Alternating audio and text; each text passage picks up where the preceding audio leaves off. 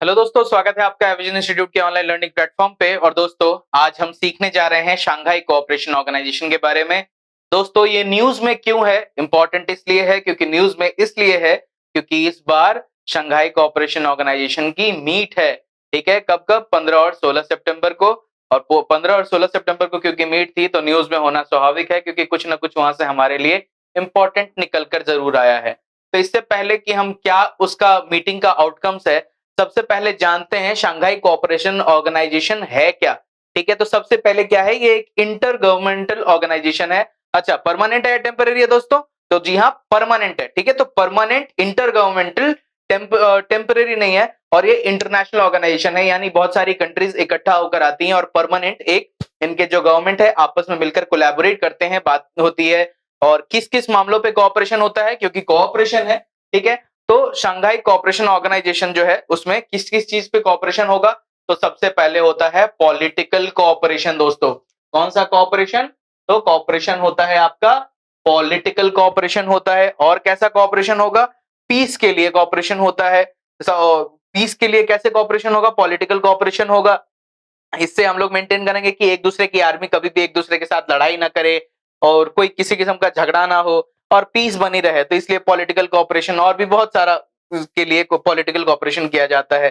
उसके बाद एक दूसरे के साथ बिजनेस, तो इकोनॉमिक कोऑपरेशन होता है। दोस्तों, कैसा कोऑपरेशन? इकोनॉमिक, यानी पैसा का लेन देन वाला। ठीक है, बिजनेस क्या क्या होगा, किस चीज का एक्सपोर्ट करेंगे, किस चीज को इंपोर्ट करेंगे, ये सारा चीज की कोऑपरेशन जो होता है इकोनॉमिक कोऑपरेशन के अंडर आता है। और क्या ऑपरेशन होता है? मिलिट्री ऑर्गेनाइजेशन का इनके अंदर भी कोऑपरेशन होता है। ठीक है, मिलिट्री का भी कोऑपरेशन होता है to maintain peace, security and stability in the region. अब दूसरी बात आती है कि इसका क्रिएशन कब हुआ था, कब बनाया गया था शंघाई कोऑपरेशन ऑर्गेनाइजेशन को? तो इसको it was created in the year 2001। कब बनाया गया था दोस्तों? 2001 में। 2001 में हुआ था।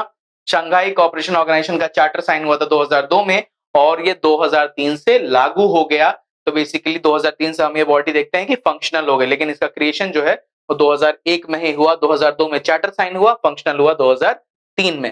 ठीक है, तो ये वाला आपको मेरे ख्याल से इजी रहा होगा समझने में। ठीक है, अब उसके बाद देखते हैं कि शंघाई कोऑपरेशन ऑर्गेनाइजेशन के दोस्तों मेंबर्स कैसे कैसे हैं और कौन कौन से हैं।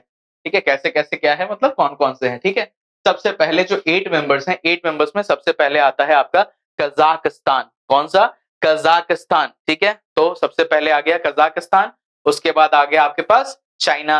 फिर उसके पास आता है आपके पास किर्गिस्तान। किर्गिस्तान के बाद Russia, Tajikistan, Uzbekistan, India and सबसे फेवरेट कंट्री इंडिया का, हमारा पड़ोसी, हमारा अपना ही भाई, पाकिस्तान। ठीक है, तो पाकिस्तान के नाम पे देखते हैं सबके आंख जो है चौड़े हो जाते हैं, लेकिन हाँ, पाकिस्तान जो है इस ग्रुप का पार्ट है। तो मानिए ना मानिए, लेकिन मान के चलना पड़ता है कि क्या करें।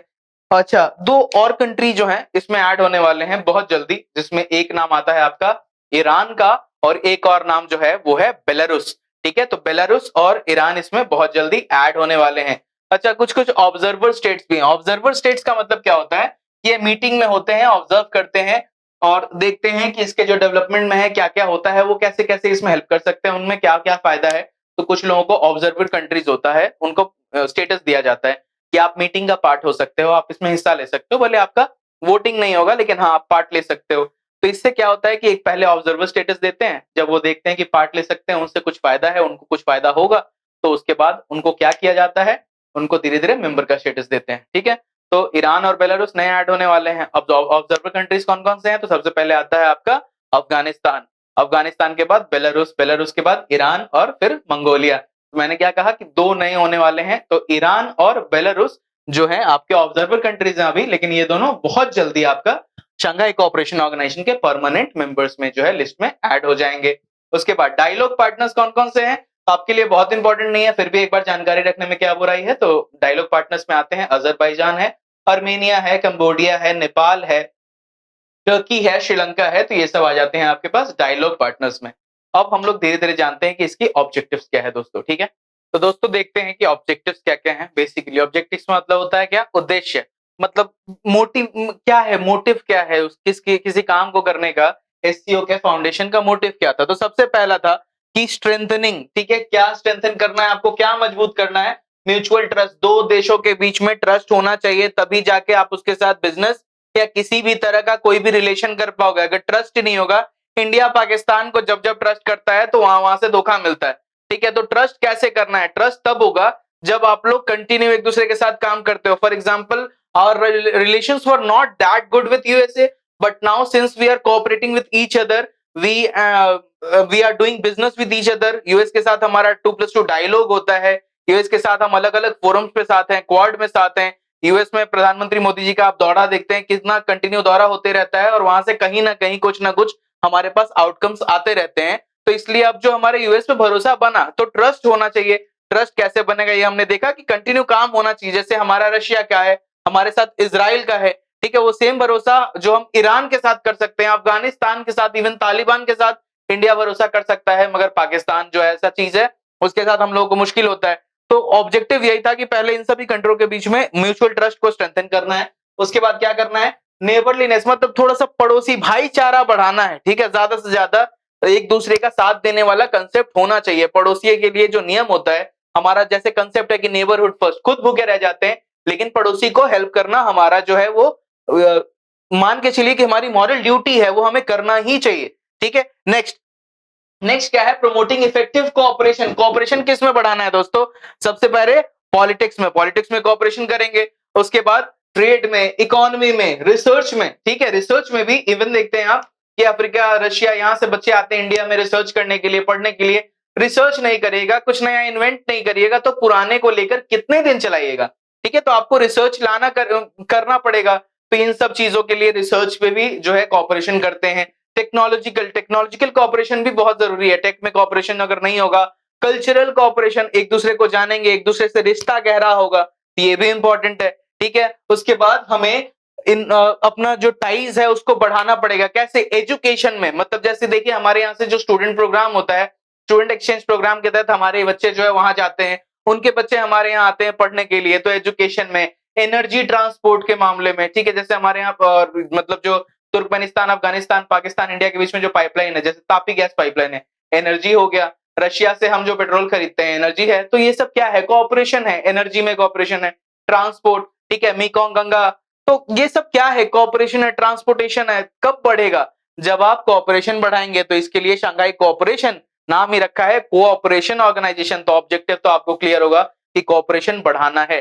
ठीक है, टूरिज्म, हमारे यहाँ कुछ अपना टूरिज्म है, उनके यहाँ भी कुछ टूरिज्म है। तो एक दूसरे के जब कल्चर को प्रमोट करेंगे तो उसके यहाँ पे जाएंगे, उसके कल्चर को जानने की इच्छा बढ़ेगी, क्योंकि कल्चरल एक्सचेंज होगा तो दोनों अपने अपने कल्चर के बारे में बताएंगे ना। हम अगर उनको रामायण के बारे में पहले बताएंगे नहीं, तो सीधे ले जाके अगर राम मंदिर दिखाएंगे तो उनको क्या समझ में आएगा? लेकिन अगर हम राम की महिमा के बारे में बताते हैं, फिर ले जाके अगर राम मंदिर का दर्शन कराते हैं, तो वो उस चीज को समझेगा दोस्तों। ठीक है, तो सबसे पहले कोऑपरेशन बढ़ाना होगा। तो इससे क्या होगा? आपके यहाँ टूरिज्म भी बढ़ेगा। टूरिज्म बढ़ेगा, उसके बाद आपको एनवायरमेंटल जो है प्रोटेक्शन, कि हाँ हम जो काम कर रहे हैं, हम कोऑपरेशन कर रहे हैं, हमको ये भी ध्यान में रखना है कि आने वाला जो फ्यूचर है, हाँ आपका कल, हमारा कल जो है, वो एक ऐसे समाज में हो जहां पे सही ढंग से ऑक्सीजन मिले बच्चों को, वो जीना जो है वो मुश्किल ना हो जाए उनके लिए, मतलब जीना जो है ऐसे घुट घुट के ना जीना पड़े। तो ये भी इंपॉर्टेंट है। तो ये इन सब में भी कोऑपरेशन करना है। और क्या करना है? कोऑपरेशन करने के साथ साथ उनको ये भी मेंटेन करना है कि जो रीजन है उसमें शांति बनी रहे, ठीक है, स्टेबिलिटी रहे और सिक्योरिटी रहे, तब जाके काम जो होगा वो फ्लुएंटली चलेगा। ठीक है, और इन सब का मोटिव क्या है? कि एक डेमोक्रेटिक, फेयर, रैशनल और एक नया इंटरनेशनल पॉलिटिकल और इकोनॉमिक ऑर्डर सेट करने का। तभी जाके आपका जो ये मोटिव है एससीओ का, वो आपको समझ में आया होगा कि एससीओ बेसिकली चाहता क्या है। और जितना शांति रहेगा ना बिजनेस के लिए उतना अच्छा है। ठीक है, जितना पॉलिटिकल स्टेबिलिटी होता है देश के लिए उतना अच्छा है। आप कंटिन्यू देख रहे होंगे कि जैसे मिली-जुली सरकार है, फॉर एग्जांपल बिहार में देखिए, कभी बीजेपी सरकार बना लेती है, कभी ये सरकार, तो कंटिन्यू जो है ना, अगर एक सरकार कंटिन्यू नहीं रहेगी तो इसमें कभी भी उस जगह पे डेवलपमेंट नहीं आ सकता। तो किसी भी जगह डेवलपमेंट अगर आपको लाना है ना, तो वहां आपको स्टेबल गवर्नमेंट चाहिए। तो स्टेबल गवर्नमेंट की जरूरत भी है। ठीक है, तो इसके बाद अब हम देखते हैं कि जो नई एससीओ मीट है उसका आउटकम्स क्या क्या है। दोस्तों देखते हैं कि एससीओ की जो ये मीट है किस तरह भारत के लिए, और बेसिकली आउटकम्स क्या है भारत के लिए, इसका क्या क्या फर्क पड़ेगा। तो सबसे पहली बात है, ये जो 22वां समिट हो रहा है एससीओ का, ये हो कहाँ रहा है? सबसे पहला जो आपसे क्वेश्चन पूछा जा सकता है, तो आंसर है समरकंड में। कहां पे? समरकंड उज्बेकिस्तान में, ठीक है? उज्बेकिस्तान में मीटिंग है। मोदी जी पहुंचे हैं मीटिंग में। एससीओ जो उनके काउंटर पार्ट्स हैं, एससीओ जो फॉर्मल मीट होगी, उसके अलावा वो व्लादिमीर पुतिन जो रशिया के प्रेसिडेंट है उनसे मिलेंगे। उसके बाद ईरान के पीएम से भी उनकी मुलाकात होनी है, ठीक है? इसके अलावा भी कुछ-कुछ इंपॉर्टेंट मीटिंग्स होंगी। तो इससे जो है बेसिकली देख रहे हैं कि इंडिया जो है आने वाले ईयर में इंडिया को प्रेसिडेंसी मिलने वाली है, ठीक है? तो ये भी एक काफ़ी इम्पोर्टेंट इवेंट है। उसके बाद इस एससीओ मीट में कौन-कौन है? तो इस एससीओ मीट को आपको जितने भी लीडर्स हैं एससीओ के, जितने भी मेंबर्स हैं एससीओ के, एससीओ मेंबर स्टेट्स के जितने भी जो उनके लीडर हैं, जैसे पीएम, प्रेसिडेंट, ये लोग सभी इस मीट में शामिल हैं और जितने ऑब्जर्वर स्टेट्स हैं उन लोगों ने हिस्सा लिया है और जो सेक्रेटरी जनरल हैं एससीओ के वो भी इस पे रहेंगे। उसके बाद जो एग्जीक्यूटिव डायरेक्टर हैं एससीओ के वो भी रहेंगे और एससीओ के जो रीजनल एंटी टेररिस्ट मतलब ये जो है स्ट्रक्चर रैट्स जिसको कहते हैं, वो भी हैं इसमें और जो प्रेसिडेंट है तुर्कमेनिस्तान के और जो भी इनवाइटेड गेस्ट हैं वो भी रहेंगे। तो एससीओ के बारे में तो हम जानते ही हैं, हमने सभी अभी शुरुआत में वीडियो में देखा कि एससीओ क्या है। इंडिया के लिए क्या सिग्निफिकेंस है, सबसे पहली बात कि पैंडेमिक के बाद ये सबसे पहला मीट है, ठीक है? जब सब लीडर्स एक साथ मिल रहे हैं और जो है ये अपने आप में सबसे पहला मीटिंग होगा एससीओ का ये पैंडेमिक के बाद। तो पीएम मोदी जो है इसमें पुतिन के साथ बायलैटरल टॉक्स हैं और जैसे क्रेमलिन ने अनाउंस किया है कि पुतिन के साथ उनके टॉक्स होंगे। तो इस समय इंडिया और रशिया का कोऑपरेशन किस तरह से वर्ल्ड में कैसा मोड़ लेगा, क्योंकि रशिया यूक्रेन के बाद जो वर्ल्ड की स्थिति है वो अजीब सी है। एक अलग सा थर्ड वर्ल्ड वॉर जैसा कभी लग रहा था कि ये रूप लेगा। उसके बाद इसमें एससीओ में जितने भी कंट्रीज हैं इनमें सबका जो एफिलिएशन है कहीं ना कहीं चाइना रशिया के साथ है। तो इसमें इंपॉर्टेंट ये होता है कि ये जो स्टेप ले रहा है इंडिया, ये मीटिंग है, ये इसका आउटकम क्या होता है रशिया, क्योंकि इंडिया ने अगर रशिया का विरोध नहीं किया तो साथ भी नहीं दिया था। देखते हैं कि इस मीटिंग का क्या आउटकम निकलता है। तो आज जो है इंपॉर्टेंट मीटिंग हो सकती है रशिया के प्रेसिडेंट पुतिन की और इंडिया के पीएम श्री नरेंद्र मोदी की। तो ये भी है। उसके बाद ये एक क्रूशियल स्टेप होगा इंडिया के जो भी रशिया के वॉर है ना यूक्रेन से, उसमें अपना बैलेंस बनाने में, ठीक है? रशिया और यूएस के बीच में कैसे बैलेंस बनाते हैं ये देखते हैं। और ये समिट में जो मोदी और पुतिन की मीटिंग होगी, ये G7 का जो प्राइस कैप है जो रशियन ऑयल पे, कि हाँ इससे ज्यादा हम रशिया को प्राइस नहीं देंगे उनको ऑयल का, उससे भी कोइंसाइड कर रही है। तो G7 का भी मीट चल रहा है और याद रखिए G7 का जो मीट होगा वो भी बहुत इंपॉर्टेंट मीट होने वाला है। तो याद रखिए G7 में पहले G8 था, उसमें रशिया पार्ट था। रशिया को क्रीमिया के एनेक्सेशन के बाद हटा दिया गया था। तो G7 भी इंपॉर्टेंट मीट चल रहा है। तो दोनों तरफ कोइंसाइड कर रहा है। तो देखते हैं कि बैलेंस कैसे क्रिएट करते हैं, ठीक है? अभी तक कोई चाइना के शी जिनपिंग के साथ अगर कोई मीटिंग होगी, इसकी कोई फॉर्मल अनाउंसमेंट नहीं है, लेकिन रिपोर्ट्स के दौरान ऐसा भी कहा जा रहा है कि दोनों लीडर्स आपस में मिल सकते हैं एक छोटे से कॉन्वर्सेशन के लिए। और ये कितनी छोटी कॉन्वर्सेशन होगी ये तो हम लोगों के अभी 1-2 दिन में आपको और अपडेट दूंगा मैं, इसमें और जो भी इंपॉर्टेंट आउटकम्स होंगे, ठीक है? तो जैसे ही इंडिया एससीओ की सितंबर 2023 में, ठीक है? सितंबर 2023 में जो एससीओ का प्रेसिडेंसी होगा, ठीक है? प्रेसिडेंसी यानी जो प्रेसिडेंट होगा वो होगा आपका इंडिया, ठीक है? इसका प्रेसिडेंट होगा इंडिया, यानी अब प्रेसिडेंट बनने वाला है एससीओ मीट का, शंघाई कोऑपरेशन ऑर्गेनाइजेशन का, इंडिया 2023 में। तो बेसिकली क्या है कि ये बहुत इंपॉर्टेंट स्टेप होने वाला है इंडिया के लिए आने वाले टाइम में, कि इतना बड़ा एक मंच मिलेगा आपको अपनी जितनी भी प्रॉब्लम्स है उसको वोकल होने के लिए, उसके बारे में बताने के लिए, ठीक है? ऑर्गेनाइजेशन न्यू दिल्ली के लिए, न्यू दिल्ली बेसिकली जब भी हम किसी कंट्री को ये करते हैं तो हम उसके कैपिटल से बोलते हैं। जैसे यूएस के लिए वॉशिंगटन बोलते हैं, चाइना के लिए हम लोग बीजिंग बोलते हैं, तो इसीलिए इंडिया के लिए न्यू दिल्ली। तो न्यू दिल्ली के काफी इंपॉर्टेंट होगा कि इस समय पे क्या स्टेप लेते हैं।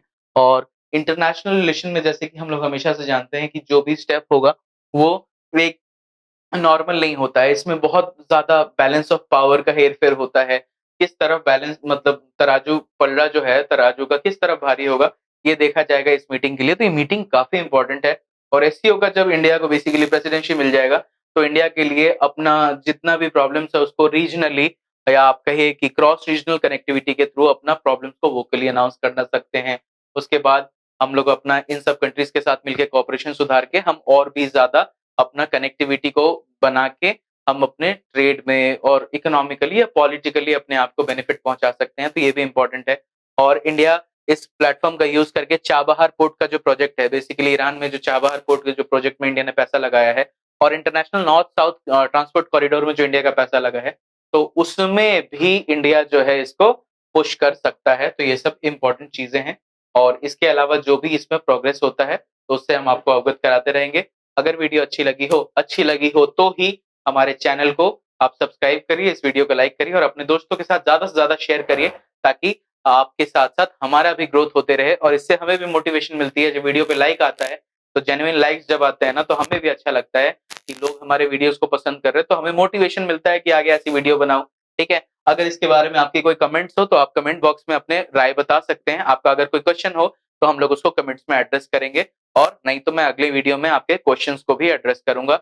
और हम लोग जो लाइव जाएंगे तो लाइव में भी हम लोग ऐसे बीच बीच में वर्ल्ड अफेयर्स का वीडियो लेकर लाइव भी आता रहूंगा, ताकि आप लोग ज्यादा से ज्यादा हम लोग लाइव सेशन करेंगे, आप जुड़ पाएंगे, हम आपके सवालों का जवाब क्लियरली दे पाएंगे। ठीक है, तो अभी तक के लिए थैंक यू। ठीक है।